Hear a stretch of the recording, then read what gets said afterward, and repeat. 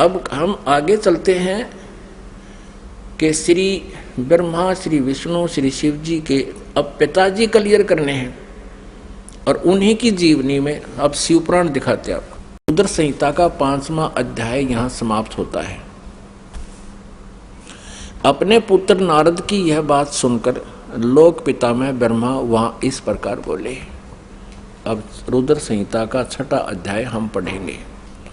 ब्रह्मा जी ने कहा, ब्रह्मन देव शिरोमणि, तुम सदा समस्त जगत के उपकार में लगे रहते हो। तुमने लोगों के हित के कामना से यह बहुत उत्तम बात पूछी है।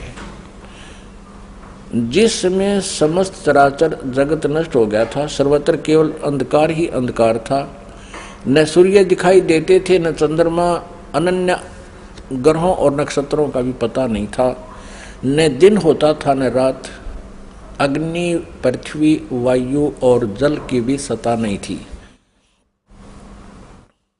उसमें तत्सद ब्रह्म, इस श्रुति में जो सत्य सुना जाता है एकमात्र वही शेष था। अब पृष्ठ 100 पे संक्षिप्त शिवपुराण रुद्र संहिता हम पढ़ रहे हैं। जिस परब्रह्म के विषय में ज्ञान और अज्ञान से पूर्ण उक्तियों द्वारा इस प्रकार विकल्प किए जाते हैं, उसने कुछ काल के बाद द्वितीय की इच्छा प्रकट की। उसके भीतर एक से अनेक होने का संकल्प उदित हुआ। तब उस निराकार परमात्मा ने अपनी लीला शक्ति से अपने लिए मूर्ति की कल्पना की। जो मूर्ति रहित परम ब्रह्म है, उसकी मूर्ति भगवान सदाशिव हैं। अर्वाचीन और प्राचीन विद्वान उन्हीं को ईश्वर कहते हैं। उस समय एकाकी रहकर स्वेच्छानुसार विहार करने वाले उन सदाशिव ने अपने विग्रह से स्वयं ही एक स्वरूप भूता शक्ति की सृष्टि की, जो उनके अपने श्री अंग से कभी अलग होने वाली नहीं थी। उस पराशक्ति को प्रधान प्रकृति, अब ध्यान करना, ये कौन है? ये दुर्गा है, जो इस काल के शरीर से निकली। उस समय एकाकी रहकर स्वेच्छानुसार व्यवहार करने वाले सदाशिव ने, सदाशिव कौन है? ये काल है। अपने विग्रह माने शरीर से स्वयं ही एक स्वरूप भूता शक्ति की सृष्टि की, ये ब्रह्मा जी बता रहे हैं। अब परमेश्वर कबीर जी ने बताया कि काल ने दुर्गा को खा लिया था, उसके पेट से परमेश्वर कबीर जी ने इसको अलग किया था।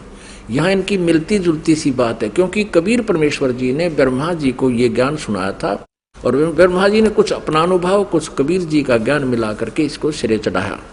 उस समय एकाकी रहकर स्वेच्छानुसार विहार करने वाले उन सदाशिव ने अपने विग्रह माने शरीर से स्वयं ही एक स्वरूप भूता शक्ति की सृष्टि की, जो उनके अपने श्रीअंग से कभी अलग होने वाली नहीं थी। उस पराशक्ति को प्रधान प्रकृति, गुणवती माया, बुद्धि तत्व की जननी तथा विकार रहित बताया गया है। वह शक्ति अंबिका कही गई है। उसी को प्रकृति, ये ध्यान से याद रखना कि दुर्गा को प्रकृति भी कहते हैं। सर्वेश्वरी और त्रिदेव जननी,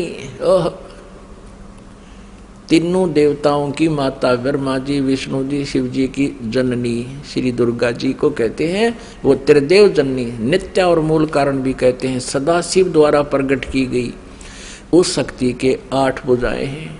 अंडरस्टूड हो गया कि इस दुर्गा के बारे में है।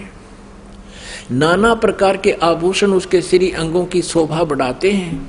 वह देवी नाना प्रकार की गतियों से संपन्न है और अनेक प्रकार के अस्त्र शस्त्र धारण करती है। क्लियर? एकाकिनी होकर भी वह समय संयोग वसात, वह माया संयोग वसात अनेक हो जाती है। इसी ने 3 रूप धारण किए थे, सावित्री, लक्ष्मी और उमा, जो ब्रह्मा, विष्णु और शिव से विवाह किया था। एकाकिनी होकर भी वह माया संयोग वसात अनेक हो जाती है। वे जो सदाशिव हैं, ये सरपुरुष के बारे में जानकारी है, ब्रह्मा विष्णु महेश के पिता के विषय में।